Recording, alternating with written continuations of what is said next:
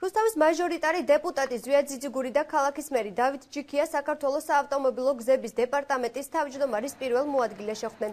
შეხვედრაზე რუსთავი მარნეულის დამაკავშირებელი გზის რეაბილიტაციის შესახებ ისაუბრეს. ცნობილი გახდა, რომ აღნიშნული მონაკვეთის რეაბილიტაციის პროექტზე მუშაობა ხვალიდან დაიწყება. ადგილზე საავტომობილო გზების დეპარტამენტის სპეციალისტები ჩავლენ და არსებულ სიტუაციას გაეცნობიან. ზვია ძიძიგურის განცხადებით რუსთავი მარნეულის საგზაო მონაკვეთის რეაბილიტაციის დაწყება 2014 წლისთვის იგეგმება. ხვალიდანვე უკვე იწყება საპროექტო ჯგუფი იწყებს უკვე მუშაობას ამ გზის შესწავლის თაობაზე და ეს არის ძალიან მნიშვნელოვანი.